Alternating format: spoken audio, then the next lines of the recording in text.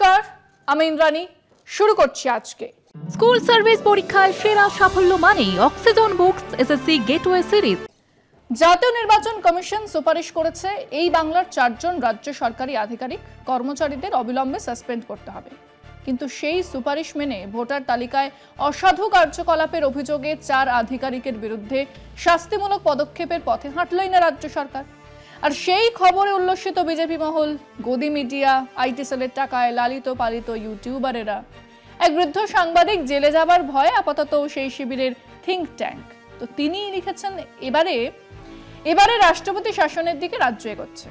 মানে নির্বাচন কমিশন হুকুম জারি করেছেন, নির্বাচিত রাজ্য সরকার তো 7 জন্মের চাকর, তাই তার হুকুম মেনেই কাজ করাটাই তো উচিত ছিল, করেনি। কাজেই এবারে ঘাচাং সরকার ফেলে রাষ্ট্রপতি শাসন লাগু হোক। আর তারপরে তো শুভেন্দুর গদিতে বসা আটকায় কে?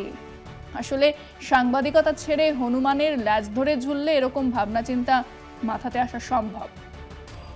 লক্ষ্য যখন স্কুল সার্ভিস, সঙ্গে আছে গেটওয়ে সিরিজ, অক্সিজন বুকস। রাজ্য সরকারের কর্মচারীরা নির্বাচন কমিশনে কাজ করেন, সেখানে তাদের দায়বদ্ধতা থাকাটা উচিত। কোথাও ভুল হলে আগে তো তার সাধারণ তদন্ত হবে। সেই তদন্ত করবে কে? নির্বাচন কমিশন। তাদের কাছে কোন এমন ব্যবস্থা আছে যা দিয়ে তারা এই তদন্ত চালাতে পারেন? কিছুই নেই। কিন্তু হুকুম জারি করার 16 আনা ইচ্ছে আছে। বেশ কিছুদিন ধরে একটা কথা মনে হচ্ছে যে এক নির্বাচিত রাজ্য সরকার কি তবে এক ঠুঁটো জগন্নাথ? একটা মিছিল কোথা দিয়ে যাবে ঠিক করবে আদালত। একটা লোকের নামে রাজ্য সরকার মামলা করতে পারবে কিনা, তাকে জেলে পুরতে পারবে কিনা সেটা ঠিক করবে আদালত। কোনো একটা জায়গাতে 144 ধারা জারি হবে কিনা ঠিক করবে আদালত। রাজ্যের বিশ্ববিদ্যালয়ে নিয়োগ কে করবে? রাজ্যপাল। জয়েন্টের রেজাল্ট কবে বের হবে ঠিক করবে আদালত। এখন দেখছি রাজ্য সরকারের কর্মচারীদের চাকরি নট করে দেবার অধিকারটাও নিয়েছে নির্বাচন কমিশন। সেটাই বিষয় আজকে। নির্বাচিত বাংলার সরকার কি নির্বাচন কমিশনের চাকর? ভোটার তালিকায় নানা অসঙ্গতি। পশ্চিমবঙ্গের ভোটার তালিকা নিয়ে এমনই অভিযোগ নির্বাচন কমিশনের। দক্ষিণ 24 পরগনার পূর্ব বারুইপুর ও পূর্ব মেদিনীপুরের ময়না বিধানসভা কেন্দ্রে ভোটার লিস্টে নাম তোলা নিয়ে বেনিয়মের অভিযোগ। তার জেরে সংশ্লিষ্ট বিধানসভার দায়িত্বে থাকা 2 ইআরও সহ মোট 4 জনকে চিহ্নিত করেছে নির্বাচন কমিশন। যেহেতু নির্বাচন কমিশনের নিজস্ব কর্মী বাহিনী নেই, তাই প্রতিটি রাজ্যের সরকারি কর্মীদের তারা ডেপুটেশনে নিয়োগ করে। অর্থাৎ রাজ্য সরকার সেই কর্মী বাহিনী সরবরাহ করে থাকে। রাজ্যের 294 বিধানসভার মধ্যে 2টি বিধানসভায় বেনিয়মের অভিযোগ পেয়েই নির্বাচন কমিশন তাদের বিরুদ্ধে রাজ্য সরকারকে পদক্ষেপ করতে বলেছে। 2 ইআরও সহ 4 জনের বিরুদ্ধে এফআইআর রুজু করে তাদের সাসপেন্ড করার জন্য জাতীয় নির্বাচন কমিশন নবান্নে মুখ্য সচিবকে নির্দেশ দিয়েছে। রাজ্য সরকারের কর্মীকে কমিশনের নির্দেশে সাসপেন্ড করতে বলায় প্রতিবাদে সরব হয়েছেন মুখ্যমন্ত্রী মমতা বন্দ্যোপাধ্যায় স্বয়ং। মুখ্য সচিব জানিয়েছেন বেনিয়মের অভিযোগ নিয়ে তদন্ত করার পর পদক্ষেপ করবে। স্বভাবতই তার আগে শুধুমাত্র কমিশনের সুপারিশ মেনে রাজ্য সরকারের কর্মীকে শাস্তি দেবার পক্ষপাতী নয় নবান্ন। তর্কের খাতিরে যদি ধরে নেওয়া হয় অভিযুক্তরা ইচ্ছাকৃতভাবে কোনো বেনিয়ম করেছেন, তাহলে আইন অনুসারে ব্যবস্থা নিতে রাজ্যের আপত্তি থাকার কথা নয়। কিন্তু তদন্ত না করেই এভাবে চাপ তৈরি কি যুক্তিসঙ্গত?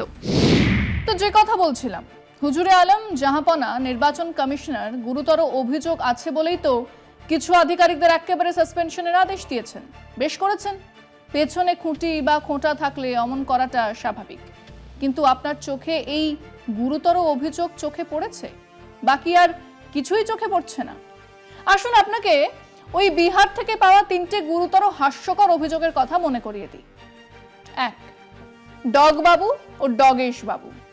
সংবাদ মাধ্যমে প্রকাশিত তথ্য অনুযায়ী কুকুরের ছবি দিয়ে ডগ বাবু এবং ডগেশ বাবু নামে বসবাসের শংসাপত্রের জন্য আবেদন করা হয়েছে। আশ্চর্যের বিষয় হলো এর মধ্যে একটা সার্টিফিকেটও তৈরি হয়ে গেছে, যেখানে সরকারি আধিকারিকের ডিজিটাল স্বাক্ষর ছিল।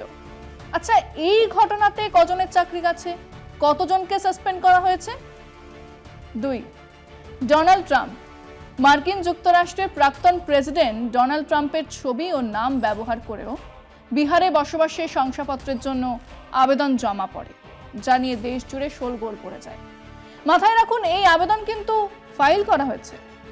কজনকে এই কাজের জন্য সাসপেন্ড করা হয়েছে? 3, ক্যাট কুমার। কদিন আগেই বিড়ালের ছবি ব্যবহার করে ক্যাট কুমার নামে শংসাপত্রের জন্য আবেদন করা হয়। আবেদনপত্রে বাবার নাম ছিল ক্যাটি বস এবং মায়ের নাম ক্যাটিয়া দেবী। কজনকে সাসপেন্ড করা হয়েছে? ধরুন দেশের বিরোধী দলনেতা একেবারে ছবি দলিল সমেত দেখিয়েছেন বেশ কিছু ঘাপলা হয়েছে, যাকে আপনারা গুরুতর অভিযোগ বলছেন তার চেয়ে অনেক বেশি মারাত্মক অভিযোগ তিনি এনেছেন। শুধুমাত্র মহাদেবপুরা বিধানসভা কেন্দ্রেই মোট 1,250,টা জাল ভুয়ো ভোট পড়েছে, যা বিজেপির জয়ের ব্যবধানে 32,707, 3 গুণেরও বেশি। এই কেন্দ্রে ডুপ্লিকেট ভোটারের সংখ্যা 11,965। একজন ভোটার গুরকিরত সিং ডাং একই কেন্দ্রে 4টে আলাদা আলাদা 116, 124, 125, 126 নম্বরের পোলিং বুথে তার নাম আছে। আদিত্য শ্রীবাস্তব নামে আরেকজন কর্ণাটক, উত্তরপ্রদেশ এবং মহারাষ্ট্র, এই 3 রাজ্যেরই ভোটার। ভোটার তালিকায় এমন ঠিকানা পাওয়া গেছে যেখানে বাড়ির নম্বর 0 লেখা। কিছু ক্ষেত্রে ভোটারের বাবার নাম হিসেবে অর্থহীন কিছু শব্দ ব্যবহার করা হয়েছে, যা দিয়ে ঠিকানা যাচাই করা অসম্ভব। তার সংখ্যা 40,000-এর বেশি। তো হুজুর, কতজন এই কাজের জন্য সাসপেন্ড হয়েছেন? কতজনের চাকরি গেছে? নাকি এগুলো আপনাদের নির্দেশেই করা হয়েছে বলে তাদের কিছুই করা হবে না? আসলে নির্বাচন আর ভোটার তালিকার নামে এক ধাপ্পাবাজি চলছে। ওনাদের নির্দেশে হাজার হাজার জাল ভোটার তৈরি করলেও কিছুই বলা হবে না, কিন্তু বাংলাতে কিছু একটা পেলেই তদন্ত তারা নিজেরাই করে সাসপেনশনের অর্ডার দিয়ে দেবেন। আমরা আমাদের দর্শকদের জিজ্ঞেস করেছিলাম, নির্বাচন কমিশন কি এক নির্বাচিত সরকারকে এড়িয়ে সেই রাজ্যের কর্মচারীকে সাসপেন্ড করতে পারে? যদি কোথাও কারোর কোনো ভুল হয়ে থাকে বা সত্যি ইচ্ছাকৃত ভুলও হয়, তাহলেও তদন্তের আগেই শাস্তি কি দেওয়া যায়? শুনুন মানুষজন কি বলেছে। তদন্ত করে যতক্ষণ পর্যন্ত তার ভুলের ক্লারিফিকেশন না হচ্ছে ততক্ষণ পর্যন্ত কাউকে শাস্তি দেওয়া মনে হয় ভারতীয় সংবিধান বিরোধী। প্রমাণের আগেই এইভাবে শাস্তি দেওয়াটা ঠিক নয়। যদি শাস্তি দেয় তবে বুঝতে হবে যে নির্বাচন কমিশন কারো অঙ্গুলি হেলনে এই কাজটা করছে।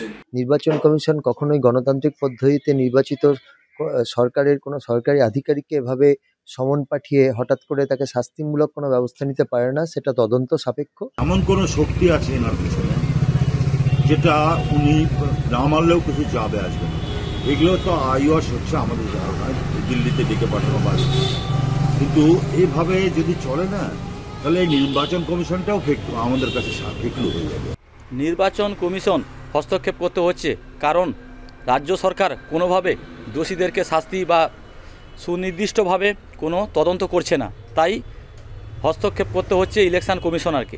নির্বাচিত সরকার যেহেতু আছে, এমবার্গো যেহেতু জারি হয়নি, নির্বাচন এখনো অনেক বাকি আছে, তাই নির্বাচন কমিশন এটা আমার মনে হয় নিয়ম বহির্ভূতভাবে এখতিয়ারের বাইরে কাজ করছে। নির্বাচন কমিশন রাজ্য সরকারকে চিঠি দেখ যে তোমার এই কর্মচারী ভুল করেছে, তুমি হুটহাট কাউকে সাসপেন্ড করতে পারো না। নির্বাচন কমিশনের অবশ্যই এখতিয়ার আছে যেটা তাকে শাস্তি দেওয়ার জন্য, কিন্তু তার আগে একটা কনফারেন্স নিতে হবে আমাদের রাজ্য সরকারের কাছ থেকে। সব দিক খতিয়ে না দেখে কখনোই কোনোভাবে কোনো কর্মচারীকে সাসপেন্ড করতে পারে না, এটা সংবিধান বিরোধী। রাজ্য সরকারের কোনো কর্মচারীকে তারা কোনোভাবেই ডেকে পাঠাতে পারেন না বা বরখাস্ত করতে পারেন না, এটা সম্পূর্ণ অনৈতিক এবং অসাংবিধানিক বলে আমি মনে করি। রাজ্য সরকারকে এড়িয়ে বা রাজ্য সরকারের কোনো মতামত না নিয়ে কোনো সরকারি কর্মীকে বা বিএলও অফিসারকে সাসপেন্ড করতে পারে না। রাজ্য সরকার বলো কেন্দ্র সরকার বলো কোনো সেই রকম সদার্থক কর্মসূচি এদের নাই। এরা এখন এই বাংলা ভাষা নির্বাচন এসআর এইসব নিয়েই আমরা এখন মেতে আছি। পূর্ণ তদন্ত করে সেই অফিসারের সাসপেন্ড হোক এবং রাজ্যের মানুষ যদি বিভ্রান্ত না হয় তার ব্যবস্থা যাতে করে তার খুবই ভালো হবে। নিরপেক্ষভাবে তদন্ত করে শাস্তি দিলে ঠিক হয়, কিন্তু সেই জায়গায় না গিয়ে একতরফা শাস্তি দিয়ে দেওয়া, এটি গণতান্ত্রিক পথে জিতে আসা সরকারের কর্মচারীকে, এটা ঠিক নয়। মোদী সরকার ক্ষমতায় আসার পর থেকে ভারতের যুক্তরাষ্ট্রীয় কাঠামোকে পরিকল্পনা করেই চুরমার করার এক চেষ্টা লাগাতার করা হচ্ছে। সমস্ত ক্ষমতা কেন্দ্রীভূত করে এক স্বৈরাচারী শাসন ব্যবস্থা গড়ে তোলার জন্যই এই চেষ্টা চলছে। আদালত প্রতিটা কাজে নাক গলাচ্ছে। রাজ্যপাল বিশ্ববিদ্যালয়ে উপাচার্য নিয়োগ আটকে রেখেছেন। রাজ্য বিধানসভায় পাস করা বিল আটকে রাখা হচ্ছে। রাজ্যের প্রাপ্য টাকা দেওয়া হচ্ছে না, এমনকি মনরেগা বা আবাসন প্রকল্পের টাকাও দেওয়া হচ্ছে না। প্রতিটা বিষয় সাফ বলে দেয় যে মোদী সরকার আর তার নির্দেশে প্রতিটা কাজ যুক্তরাষ্ট্রীয় ধ্যান ধারণাকে একপাশে সরিয়ে রেখেই চলতে চায়, যা দেশে এক স্বৈরাচারী শাসন ব্যবস্থা কায়েম করছে। আজকে এ পর্যন্তই। দেখতে থাকুন কলকাতা টিভি, রাত দিন 7 দিন।